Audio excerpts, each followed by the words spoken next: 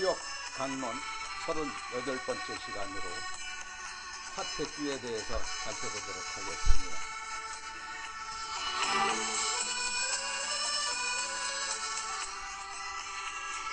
어긋날 귀는 우리의 일상생활에서 그리 익숙하게 쓰는 말이 아닙니다.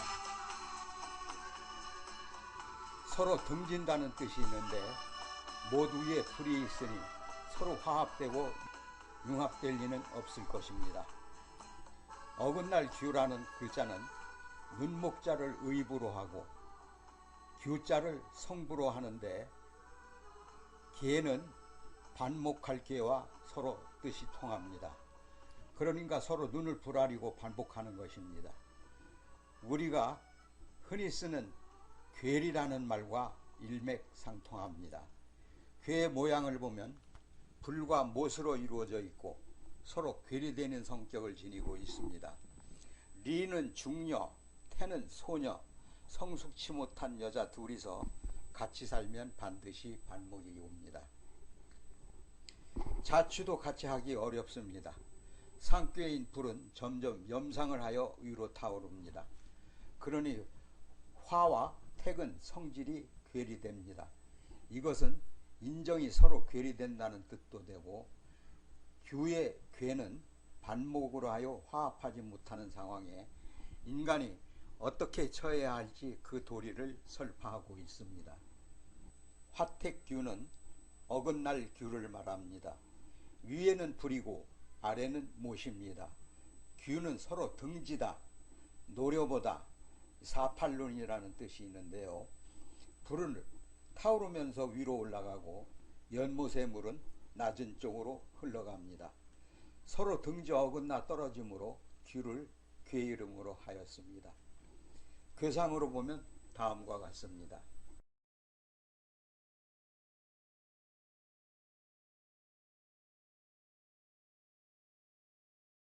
화택규의 괴설을 살펴보죠.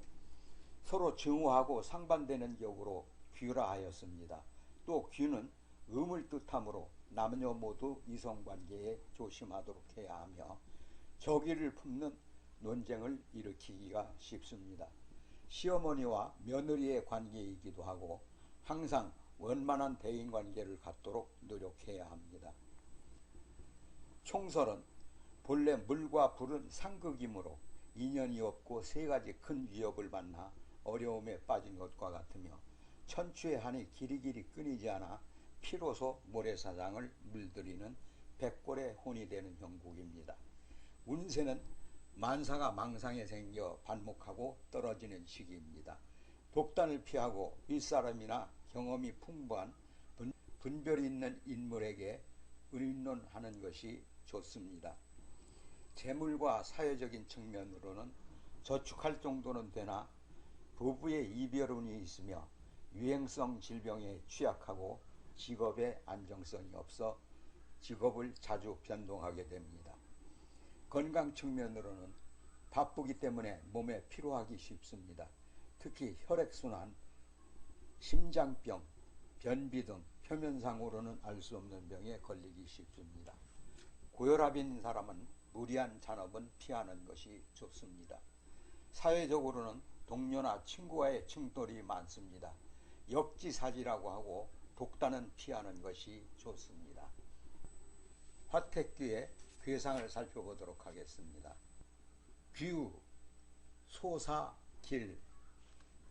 어긋남의 길을 생각할 때 그랜드 스타일의 대사에 있어서는 모든 사람들의 생각이 화합 일치되지 않으면 그 큰 일을 행하는 것은 불가합니다. 그러나 작은 일에 있어서는 많은 다중의 의견이 일치되어야 할 필요도 없고 모두 개성 있게 각자의 길을 가는 것이 좋기 때문에 어긋남의 길은 소사에 있어서는 길합니다. 복을 얻을 수 있습니다. 맨 처음에 양요인 효사를 살펴보겠습니다. 회망, 상마, 물측, 자복, 견, 악인, 무구. 초구는 괴리의 초기 단계입니다. 인생을 살아가면서 괴리, 즉 기대로부터의 어긋남, 인간들의 배반 등의 사태는 반드시 체험하기 마련입니다. 이 괴리에 잘 대처하는 것이 인생의 지혜입니다. 초구와 구사는 모두 양요이기 때문에 등을 돌리고 서로 반목하게끔 되어 있습니다. 여기 회망은 초구와 구사 사이에서 반드시 후회할 일들이 생겨나기 마련이라는 것입니다.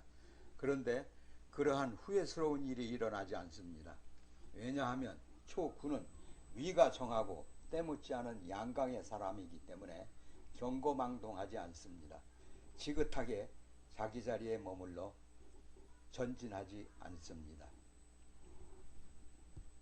2호를 살펴보겠습니다. 우주, 우항, 무구. 두 번째 양현인데요. 여기 주라고 하는 것은 임금을 가리키며 괴로침은 군의가 있는 유고일 수밖에 없습니다. 항은 촌이나 읍내의 골목을 말합니다. 우리가 많이 쓰는 한간이라는 의미와 매우 비슷합니다. 구의는 육오와 응하고 있습니다. 정위는 아니지만 양효의 음효의 관계이기 때문에 짝짝꿍이 잘 맞습니다. 구의와 유고의 관계는 응당 합체의 관계이어야 하지만 괴리의 시기를 맞이하여 이 두 사람을 만나기가 어렵습니다. 서로를 사랑하면서 서로를 찾아 헤매지만 길이 엇갈릴 뿐입니다. 3호를 살펴보겠습니다. 견여의 기우철, 기인 천자의 무초유종. 6.3은 상구와 응하는 관계입니다.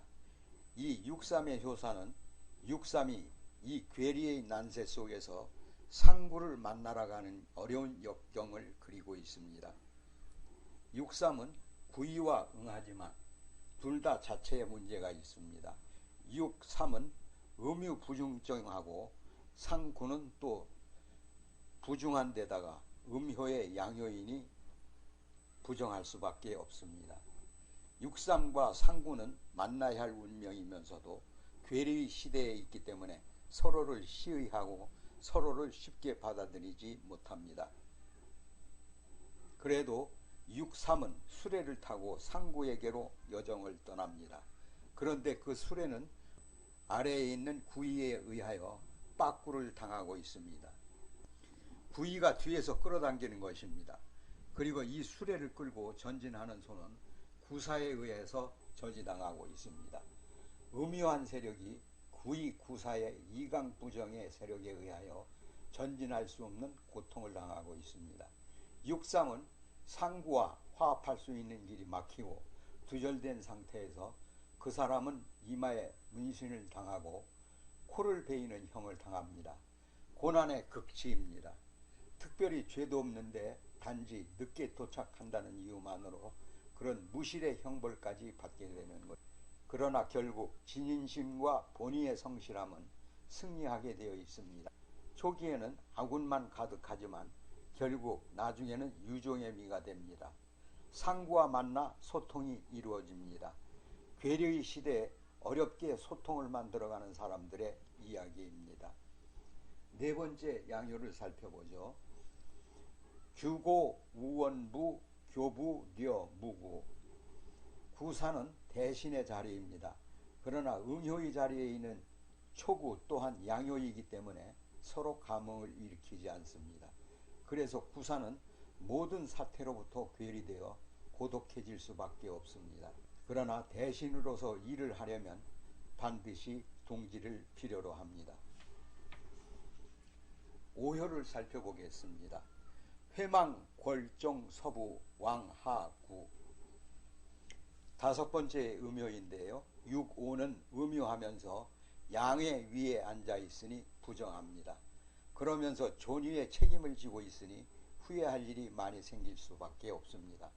그러나 유순하면서 중도의 덕성을 지니고 있고 지고한 위치에서 하교의 구의와 적당한 음양관계로서 응하고 있습니다. 강건하고 중용의 덕이 있는 구의, 현인의 도움을 얻을 수 없기 때문에 전체적인 괴의 상황에서도 후회할 일이 생겨나지 않습니다. 이 규계는 전체적으로 관망해보면 확실히 나쁜 의미를 지닌 꾀입니다. 효사들의 분위기는 괴리 속에서 합동되고 교감되는 희망적인 메시지를 전하고 있습니다. 역은 항상 절망 속에서 희망을 말하고 두절 속에서 교감을 논합니다. 마지막으로 맨 꼭대기 양요인 상구에 대해서 살펴보겠습니다. 규고 견시부도 재귀일거 선창지호 후탈지호 비구혼구 왕우우 즉길. 상부는 육삼과 정응하고 있으며 고독하다고 말할 수는 없습니다. 그러나 강극하며 명이 과하고 시의심이 가득한데 인정에 위배되는 짓을 많이 하여 위에 고립되어 있습니다. 여기 상구의 효사는 응용인 육삼의 효사, 그 형태와 관련지어 해석되어야 합니다. 육삼은 상구를 향해 소가 끄는 수레를 몰았습니다. 그러나 구이가 뒤를 끌어당기고 구사가 앞에서 끄는 소를 저지하고 있습니다. 상구는 이렇게 어렵게 곤란을 무릅쓰고 그에게 다가오는 육삼을 도와줄 생각을 하지 않습니다. 의욕의 눈초리로만 그를 바라봅니다. 그래서 수레를 끄는 소가 마치 진흙구덩이에서 뒹굴고 있는 더러운 돼지처럼 보입니다. 그리고 또 의심이 짙어지니까 육삼이 이끌고 오는 사람 실은 수레가 마치 귀신을 한 수레 가득 싣고 오는 것처럼 보입니다. 피해망상에 걸린 상구는 먼저 화를 상깁니다. 그러나 육삼의 수레가 가까이 다가오자 그것이 자기의 시기심무에서 비롯된 착각이라는 것을 깨닫게 됩니다. 얼른 팽팽하게 당겼던 활주를 느슨하게 놓습니다. 서사시를 읽는 느낌입니다. 이 귀께는 모든 효사가 서로 짝을 이루면서 그 의미가 조응되고 있습니다. 매우 치밀한 결구를 과시하는 명작이라 할 수 있습니다. 인간관계에서 서로 괴리되고 반목하게 되는 것은 대부분 사소한 의심으로부터 발생하게 된다는 것을 귀께는 말해주고 있습니다. 사람마다 서로 다른 가치관이 있음을 인정하고 함부로 의심치 않는 것이 역의 지혜입니다. 점을 쳐서 이 효사를 만나는 사람은 의심을 자제하는 것이 좋습니다. 의심은 불화를 가져오고 사람을 증오하게 됩니다. 결과적으로 그 증오는 나에게 돌아옵니다. 의심을 버리면 지금까지 원수처럼 여겼던 사람들로부터 큰 도움을 얻을 수가 있습니다.